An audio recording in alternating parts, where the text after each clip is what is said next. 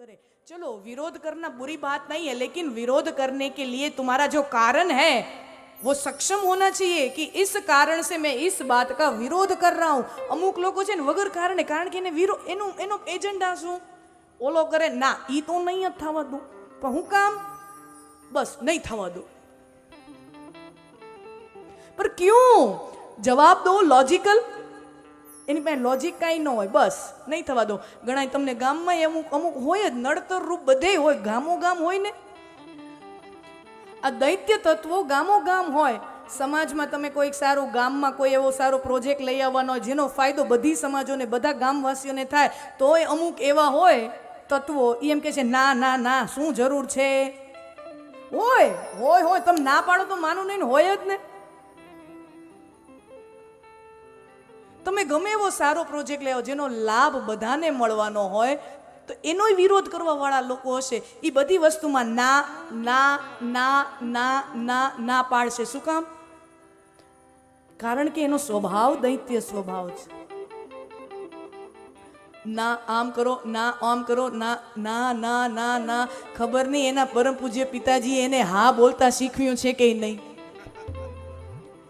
આ તો શું છે, વ્યાસપીઠ પર બેઠી છું ને વ્યાસપીઠની મર્યાદા છે એટલે મારે 3 શબ્દો બોલવા પડે। પરમ પૂજ્ય પિતાજી નીચે હોય તો એક શબ્દમાં પૂરું થઈ જાય।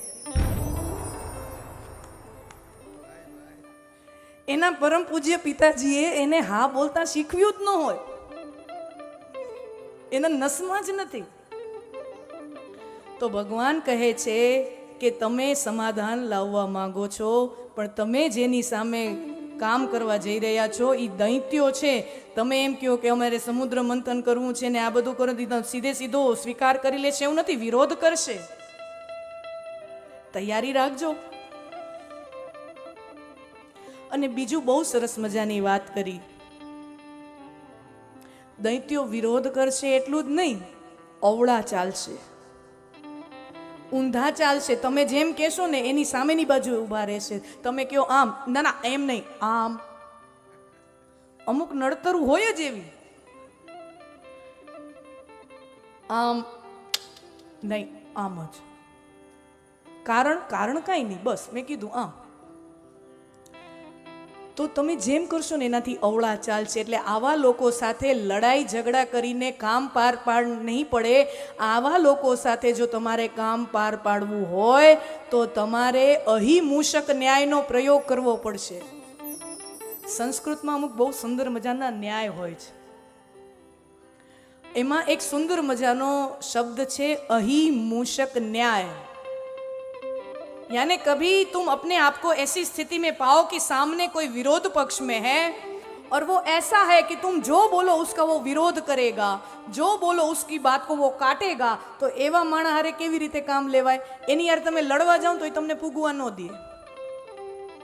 अमुक लोको एवा होय, एनी साथे तमे झगड़ो करो, बळजब तो ई तमने पहुंचवा ज न दे। तो एवा लोको साथे कई रीते काम पार पाड़वू। देखिए कथा बहुत सुप्रसिद्ध है, मैं ये थोड़े थोड़े थोड़े मोती आपको देना चाहती हूँ।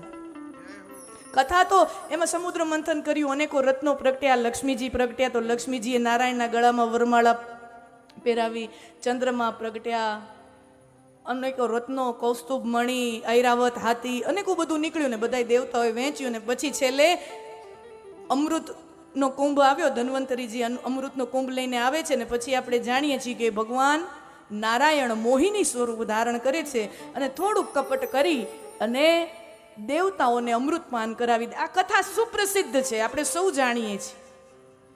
પર વ્યાસજીને કિતન ये समुद्र कथा है ने सागर है, 7 ने हूँ 70 दी विसनगर में रोकाई जाऊँ ने तो आ कथा पूरी थाय एम नथी। पण इसमें मोती तो आवा लोको साथे काम केम पार पाडो? कीधुं कि अहिमूषक न्याय। अहिमूषक न्याय याने एक मदारी छे, હવે મદારી પાસે શું જીવન નિર્વાહ કરવા માટે હોય? એની પાસે એક પાવો હોય એનો, અને એક સાપ હોય। ગામો ગામ જાય અને સાપનો ખેલ કરે અને મદારી એના દ્વારા જે ગુજરાન એનું ચાલે। હવે એ મદારી બીમાર પડ્યો મદારી બીમાર પડ્યો, બીમાર પડે એટલે એ ગામો ગામ ફરી ન શકે, એકલો છે, પરિવારમાં બીજું કોઈ નથી,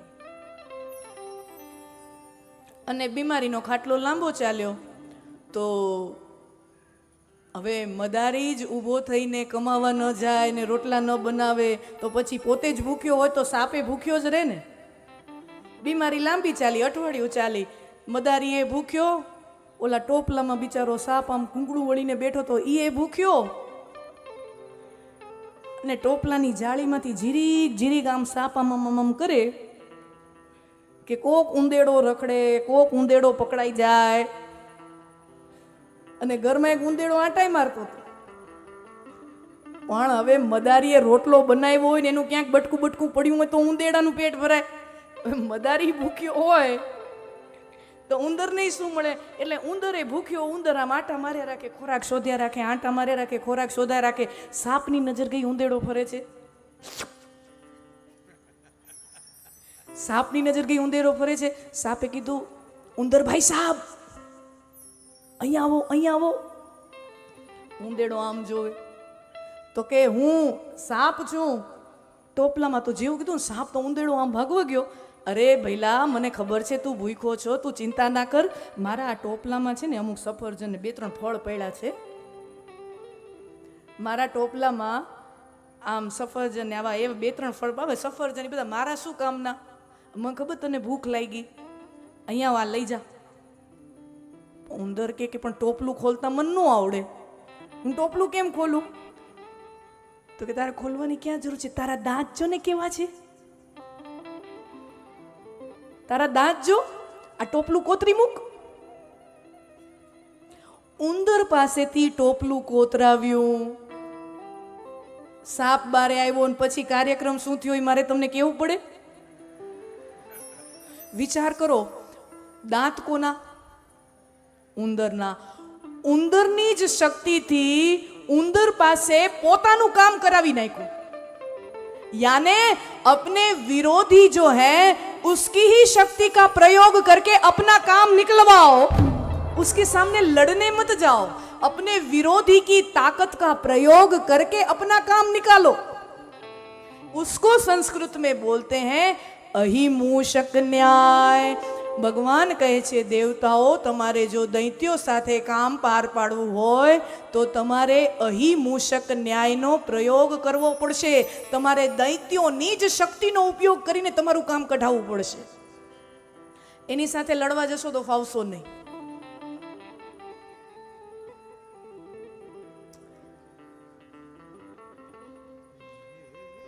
સમુદ્ર મંથનની શરૂઆત થઈ. મદ્રાચળ પર્વત છે, શરૂઆતમાં અંદર ધસતો જાય તો ભગવાન નારાયણ કુર્મ અવતાર લઈ અને મદ્રાચળ પર્વતને ઉચકે છે. પોતાની પીઠ ઉપર વાસુકી નાગનો રવૈયો કર્યો છે, નેતરું કર્યું છે, અને પછી સમુદ્ર મંથન થાય છે. જુઓ, અહીંયા બહુ સરસ મજાની વાત વ્યાસજી મૂકે છે. समुद्र मंथन माने क्या? तो कि कोई संघर्ष का समाधान लाने का प्रयास, कोई संघर्ष नो सोल्यूशन लावવાનો प्रयास. અને બે પાર્ટી વચ્ચે જ્યારે સંઘર્ષ ચાલતો હોય ને એટલે વચ્ચે એક મધ્યસ્થી જોઈએ. કુર્મ નારાયણ એક મધ્યસ્થી છે, અને મધ્યસ્થી પોતાના ઉપર આખા સંઘર્ષનો ભાર ઉચકીને ઊભા છે. હવે મધ્યસ્થી કેવો હોવો જોઈએ? કાચબા જેવો.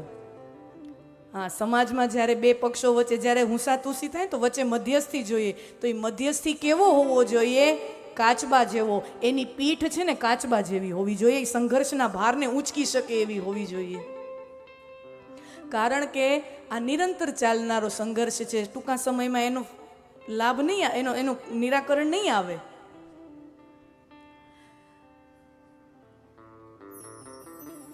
તો શરૂઆતમાં દેવતાઓ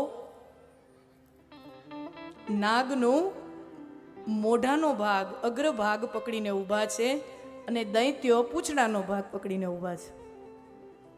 ખરેખર આ અહિમૂષક ન્યાયનો જ સિદ્ધાંત અહીં દેવતાઓએ યુઝ કર્યો છે. કારણ કે દેવતાઓને ખબર હતી કે આપણે જે કરશું ને ઓલા લોકો ઊંધા હાલશે ને એનો વિરોધ કરશે. એટલે પહેલાં જ દેવતાઓ મોઢું પકડીને ઊભા છે. એટલે દેવતાઓએ જોયું, દેવતાઓ મોઢું પકડીને ઊભા છે. કીધું કે દૈત્યો તમે પૂંછડાનો ભાગ પકડીને ઊભા રહ્યો.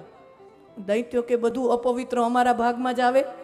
है ना, सामान्य अवधारणा हो ना, मुख है वो पवित्र है, पूंछ है वो मुख के अनुपात में कम पवित्र है, બધું અપવિત્ર અમારા ભાગમાં આવે એમ નહીં. મોઢું અમે પકડશું આ વખતે, તમે પૂંછડું પકડો. ખરેખર આ અહિમૂષક ન્યાયનો પ્રયોગ છે. દેવતાઓને ખબર હતી કે ઓલા આડા જ ચાલશે, વિરોધ જ કરશે, અને ખરેખર નાગનું મોઢું પકડાય જ નહીં ને, કારણ કે એમાંથી તો વિષ ઝેરીલી બધો એ રસાયણ નીકળતું જ રહેતું હોય. અચ્છા, તમારે પૂછડું નથી પકડવું, કાંઈ નહીં, અમે જવા દઈ લ્યો ને, તમે મોઢું પકડો.